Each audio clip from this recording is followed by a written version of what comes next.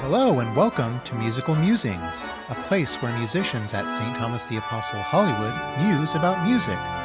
Today's musician is Keith Menoher, a lovely man who also happens to be a lovely tenor in the St. Thomas Choir.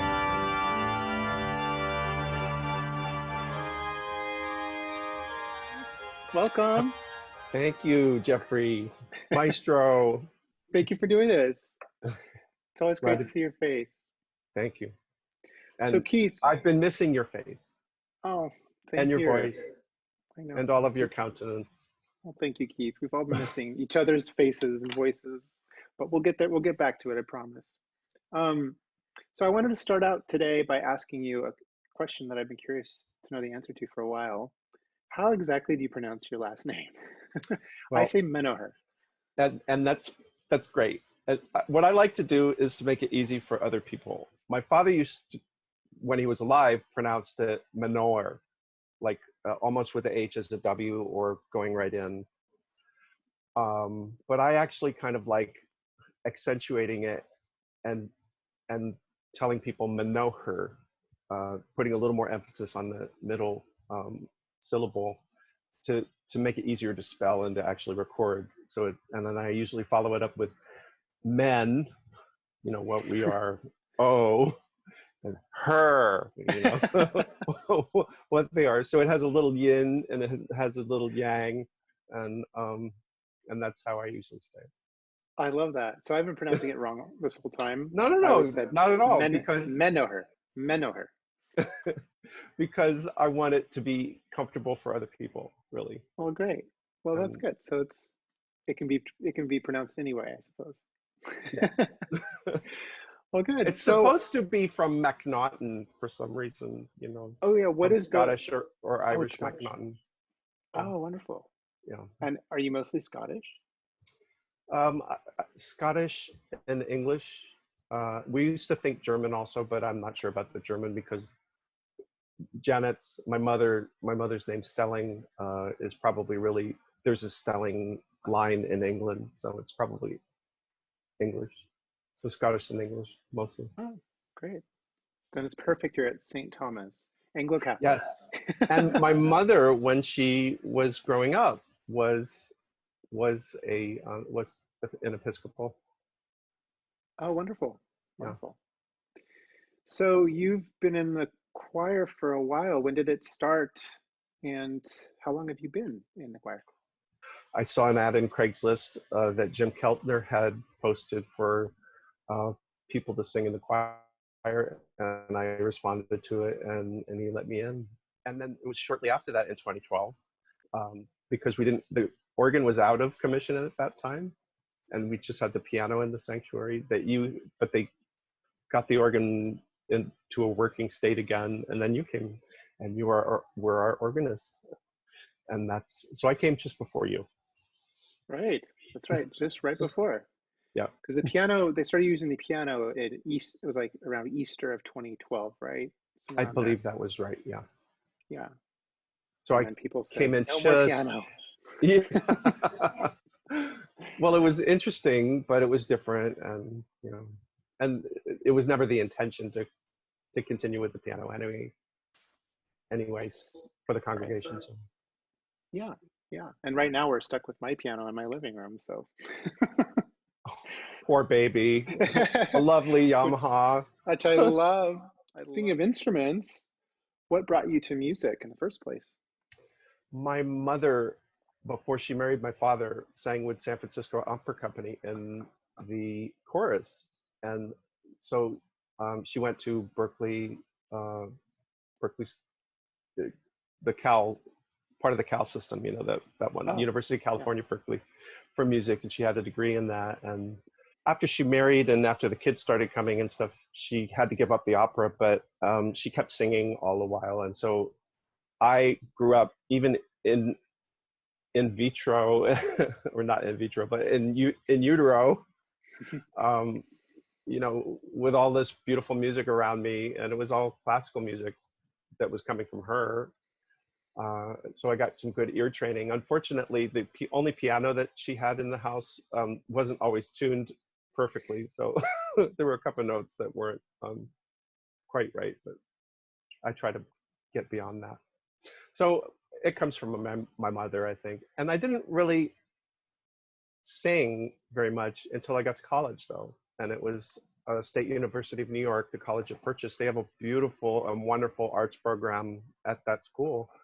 I was able to take all sorts of singing workshops and college chorus. And I started singing in the chorus and continuing with singers workshops and performance workshops. And after a while of doing that, Mom, she was singing at the church down the road where I'm from in Greenwich, Connecticut, and they no longer had a section tenor, and she asked me if I wanted to audition for it, and I did audition for it, and I got it, and so I was singing with her, and that was beautiful and lovely. Oh, that's wonderful. Yeah, up until the point where I left home, even at the age of 26. Wow. I got on the motorcycle, and I had the minister bless the bike. I sang a duet with her on that day.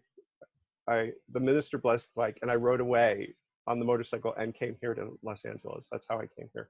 Wow. So what inspired you to do that, to come to Los Angeles? I've been living in the same place all my life. I needed to see more. And where was the same place? Where was that? Greenwich, Connecticut. Oh, okay. And then you decided to make the trip to the Wild West? Yeah. On a motorcycle. No I kept going west, and I couldn't get any farther. But I ended up staying. Yeah. And I was ambivalent about Los Angeles for about 2 years. I didn't go back to visit at that time. But I just kind of roughed it out and stayed with it. And then after 2 years, I went to go back and visit the same house that I grew up in and my family and everything like that. And after about 3 days, I realized that I was missing my life here and that I loved my life here. And so Los Angeles has been my home ever since. So Keith, do you have any favorite pieces that we've done at St. Thomas, or any just favorite pieces in general that maybe you wish we would do, or favorite hymns, or any music that you particularly love that we've done? One of the pieces that I remember now that we have done, which the English translation is "Let Nothing Ever Grieve Thee," the Geistliches Lied, or you probably would say it better than I never had any German training. Pretty good, pretty good. But it has at the end of it a sevenfold amen that it goes on, and it seems to go on forever, and it's just magical in the moment and everything like that. I love the new pieces that we've been doing from you and from Dr. Adams and some of our guest composers as well. I love some of the Benjamin Britten things that we've done, and the Lauritsen pieces, Morton Lauritsen. One of my top 3 favorite pieces of all time is the Brahms that you mentioned, Geistliches Lied. Oh, is it really? It is deep in my heart. Like I can never get over it. It's so beautiful. And yeah, I had a beautiful experience with it once in Salt Lake City. I went to an ACDA convention, and this presenter, James Jordan, was talking about treating your choir with love and respect, which was a beautiful presentation in and of itself, very touching and moving. And he was giving this presentation to a room of 500 people. And at the end, he had us sing that piece. We all sight read it and sang it. We all knew it. Wow. We all really knew it. A bunch of choral directors, we knew it. This was in Temple Square. I left the building, went into Temple Square, sat down and wept for 10 minutes. It was so moving. I couldn't even speak. It has that effect. It's just piece.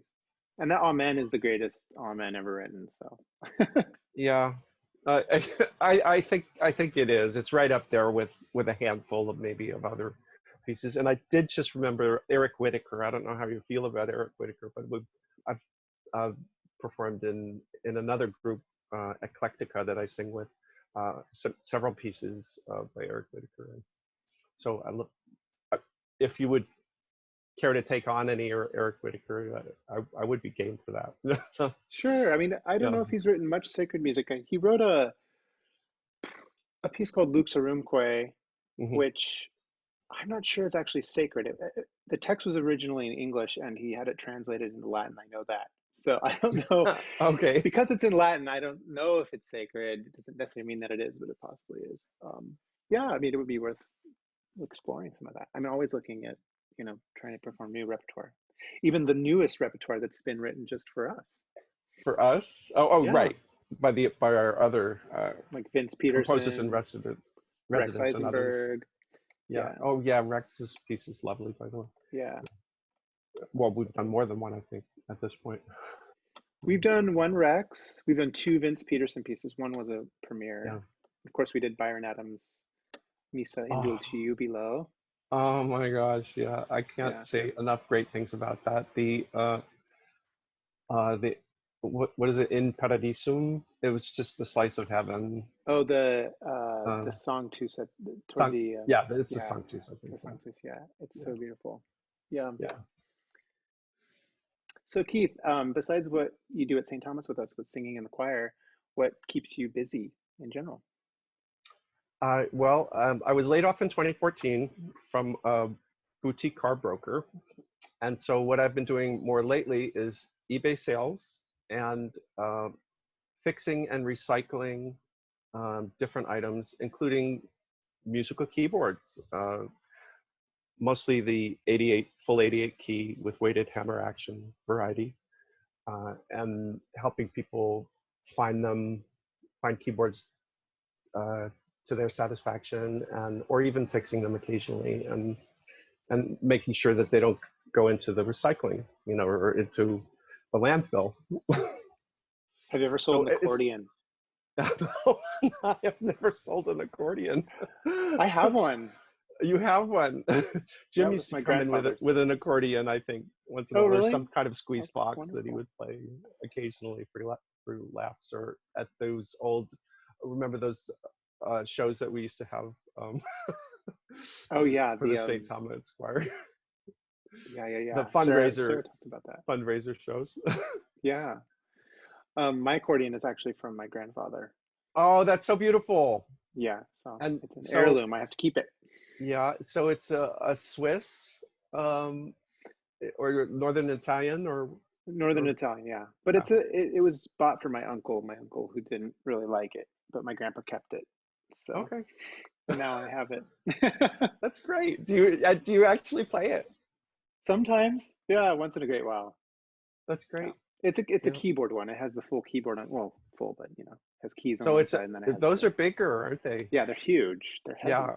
So it's a bit cumbersome. Yeah. But a good workout. Maybe it's a twofold thing. So I should use that for our digital mass broadcast at St. Thomas instead of my piano. It's a little closer to the organ. A little closer, yeah. I mean, it does have they have reeds in them, right? Yeah, they do. Yeah. So it's basically a hand organ, essentially, is what it is. It's interesting. All right. Do you have anything that you would like to say to our friends at St. Thomas while we're all kind of away from each other, your fellow choristers, or the rest of the parish, or anything you'd like to say to everybody?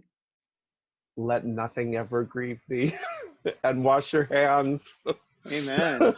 Yeah. So I think that would be about the gist of it.